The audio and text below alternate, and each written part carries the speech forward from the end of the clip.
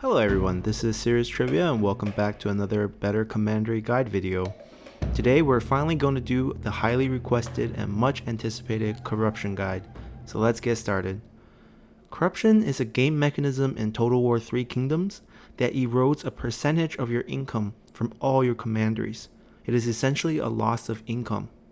Your corruption level is directly proportional to the overall size of your empire, thus the more commanderies you control, the more corruption you will have. From a gameplay perspective, corruption is the game's way of disincentivizing you from constant rapid expansion. Your corruption level is applied uniformly across all your commanderies, and they eat away at your income before expenses are applied, like upkeep costs. So corruption have the potential to drop some of your commanderies' income into the negative. But don't worry, this guide is designed to help you learn everything there is about fighting corruption to allow you to expand to your heart's content while maintaining sky-high incomes in the most lucrative commanderies. So let's begin with some basic corruption reduction math. Corruption reduction bonuses in the game are applied multiplicatively. This means if you have a commandery with 30% corruption and you build a coin maker building that gives minus 10% corruption, then your new corruption level becomes 27% and not 20%. The reduction percentage is multiplied as a discount rate rather than subtracted away from the corruption level. However, the good news is that multiple corruption reduction bonuses stack additively. This means if you have the same commandery with 30% corruption, and now on top of that coin maker building, you add an administrator which reduces corruption by 30%, we now have a total of 40% corruption reduction in the commandery, and our new corruption level will drop to just 18%. So even though the math doesn't seem to be in our favor, this formula actually can work to our advantage, as we simply have to stack our corruption reduction to 100%, then we can expand whenever and wherever we want, and we'll never see an ounce of corruption in our empire. Okay, now that we know how the math works, let's break down this guide. For this guide, I intend to cover corruption in 3 parts. In the first part, we'll talk about how to reduce corruption faction-wide. This is our most powerful tool and the tool that you should be focused on the most in your games. It is the most efficient way to become corruption-free. Next, we'll cover options you have at a commandery level to reduce local corruption. And finally, we'll talk about adjacency bonuses and where to place our corruption reducing buildings to have the most effect on the best commanderies in the game. To start, we'll dive straight into the reform tree, where we can see that I have highlighted all the key reforms that are related to the fight against corruption.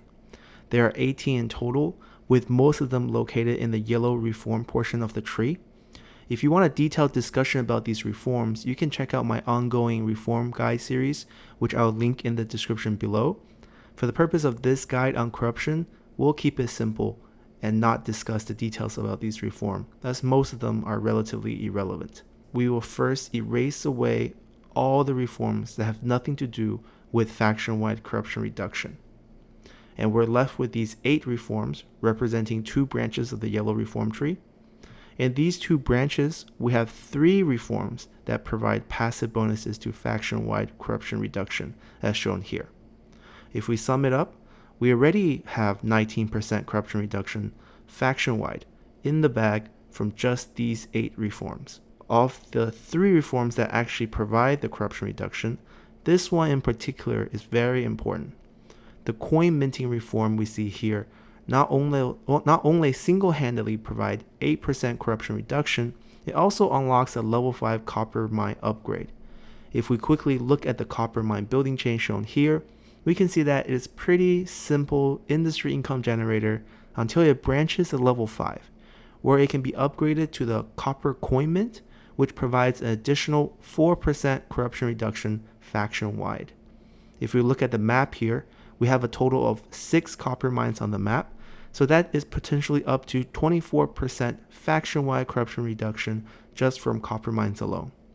Lastly, faction leaders, heirs, and prime minister positions in the court allow certain characters to reduce corruption faction-wide. For example, we have Cao Pi, whose tagline is political animal. This enables him to reduce corruption faction-wide by 10%. But Cao Pi is semi-unique character, so he's the only one in the game with this tagline and bonus. However, commanders who are outsiders, like Liu Huimin, here can add 5% faction-wide corruption reduction for being the faction leader, heir, or prime minister. This is actually pretty ideal to pick outsider commanders in these roles, as their high authority stat will also translate into more satisfied characters. Not to mention that these generic commanders have excellent skill trees for these roles as well. If you have not seen my generic character skill tree video, I will link the commander episode down below as well for your reference. Lastly, any character you have in these roles can equip items like the discourses of the states here that can reduce corruption by another 5% faction-wide. So if you gear your gameplay towards fighting corruption, you can easily gain 30% corruption reduction faction-wide from just your leader, heir, and prime minister. If we now add up all the faction-wide corruption reduction bonus we have so far, we have 73% already. But let's say our worst case scenario, we end up with only 2 copper mines and just 10% from our characters. Then we still have 37% to work with, which is not a bad amount. Now, moving on to part 2, where we will now look at what we can do at a local commandery level to reduce corruption farther, so we can strive to reach that 100% corruption reduction level. To start, we have 2 building chains that provide corruption reduction in the State Workshop and the Administration Office. For the State Workshop, you have to take the less income branch at level 3 to gain a 10% corruption reduction. At level 4, you still only have a 10% corruption reduction, but now that reduction is applied to all adjacent commanderies as well. I'll talk more about adjacency in part 3 of this guide, so hang on a little bit longer. Finally, at level 5, the corruption reduction bonus with adjacency effect jumps to 15%. Alternatively, there is the Administration Office building chain, which also branches at level 3, where you can pick a lower income multiplier path with corruption reduction included. The amount of corruption reduction grows until it reaches level 5, where you have another branching where you can choose between 20% corruption reduction to just local commandery with a slightly higher income multiplier, or 20% corruption reduction to local and adjacent commanderies with a slightly lower income multiplier. The adjacent option also requires you have the resource Artisan and Jade to unlock, so plan accordingly if you're aiming to reach this part of the branch. Here are also the required reforms needed for these buildings and upgrades, and on the yellow branch here, there are 2 bonus stats in that you can unlock 2 additional administrators that will play a key role in our next discussion on this guide. But before we get there, let's compare these 2 building chains real quick. Between these 2 building chains, I prefer the State Workshop building 10 out of 10 times because it generates more income, it's easier to build, and you can gain the adjacency bonus with just the level 4 upgrade. This is very important because level 5 upgrades for both of these building chains requires you to have a level 7 small regional city for your settlement level, while the level 4 upgrade is possible for just a level 4 small city settlement. That is a big difference. 3 levels of settlement upgrade cost a lot of money, time, and food. So this is vitally important as you want to spam these level 4 State Workshop buildings in smaller, less developed support or utility commanderies around your more superior commanderies to help them become corruption free first so that your income level stays high as you expand.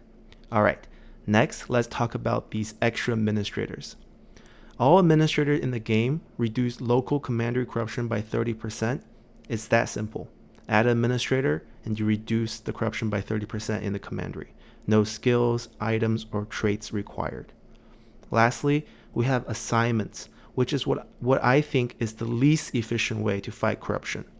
With both reward the filial and incorrupt and counteract corruption, we can reduce corruption by 50% in local commanderies for 15 turns. But as this guide will show you, it's far better and easier to use other methods and save these precious assignment slots to maximize your income in your best commanderies. Next, we're in part 3, where I will now be going over what the best commanderies in the game are to focus on, and the best and most efficient way to place adjacent commandery buildings to help your empire eventually become corruption-free. To start, we see here that adjacent commanderies are basically commanderies that share a border, as shown by the bold lines here on the map. In the game, there are a total of 70 commanderies, but not every commandery is made the same, so we should not treat them equally either. What we want to do is first locate all the best commanderies for our economy, so that we can focus our administrators, assignments, and money on them. One way to tell if a commandery is good or not is to see how many specialty counties they have, as they're essentially additional building slots that provides extra population and building synergy discounts. The more you have, the more potential your commandery has. So here I have listed and pinpointed the 12 3-county commanderies in the game. However, we can see that size doesn't mean everything here, as every single one of these commandery have at least one county that is not income generating. Here I have listed all the non-income generating counties in these commanderies. So it seems that the best commanderies are not just the one with 3 counties, but rather commanderies that have 2 income generating counties that also share synergies between the income sources. For example, single source income is the best, as it's easiest to buff, followed by commerce and industry commanderies, as well as peasantry and commerce commanderies. We'll classify all peasantry and industry commandery as bad commanderies, for reasons that I have discussed in the Yangzhou Commandery Guide, which dropped yesterday and will be linked below for your reference. So with that said, there are a total of 11 best income generating commanderies in the game. I have listed out them here and pinpointed the location on the map. Next to their commandery name, I've also listed what their income sources are according to their specialty counties. Now, sadly, almost all of them are located in the south. This is just simply a game design issue that we have to put up with. But this also enables a lot of interesting migration strategies, as you can sail safely in the ocean all the way to the southern unclaimed territories and build up in peace and quiet until Sun Jian eventually turns up on your doorstep. Additionally, there are these 6 commanderies that have silk and spice traders. These are alternative income types and scales really well into the late game. So if you're able to collect them all, like railroads in Monopoly, these will be really good commanderies for you as well. So now we have identified our target commanderies, we can lay out our plan.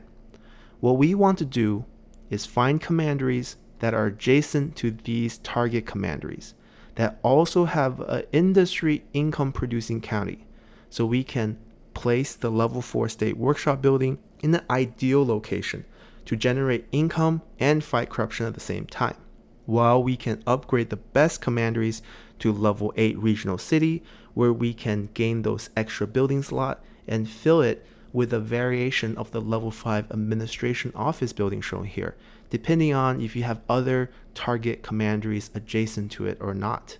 Our end result is displayed here. The red dots on the map are our target commanderies representing the best income generating commanderies in the game. The orange dot are silk and spice commanderies, and the purple dot are for commanderies where you should build the level 4 coin maker state workshop building to free up your target commanderies to go all in for maximum income while remaining corruption free. If we look at the numbers here, we can gain anywhere from 30 to 70% corruption reduction from adjacency, 30% from administrators, and 37 to 73% from faction-wide bonuses. So we will definitely have all our best commanderies running corruption free no matter how much you want to expand. Now, a few things to note here is that while this guide is meant as an end game guide, you can use the concept and strategies discussed here in all your games during all stages. For example, if you're in a territory that's not in the south in a mid game, you can still locate your best commanderies where you want to focus your administrator and assignments, and plan accordingly to have support commanderies around them so that they can always remain corruption free while pumping out the maximum amount of income to support your expansion. With this, we have concluded our corruption guide. Hopefully you have found this guide to be helpful and that you can take something learned from this guide to add to your game. Once again, if you haven't done so already, please consider subscribing to the channel to receive notifications of the latest episodes, guides, and Let's Play videos. I also enjoy taking requests in the comment section below for guides you want to see, as well as general suggestions to improve this channel. So please feel free to leave a comment below. I want to thank y'all again for taking the time to watch my videos and hope to see y'all next time. Bye!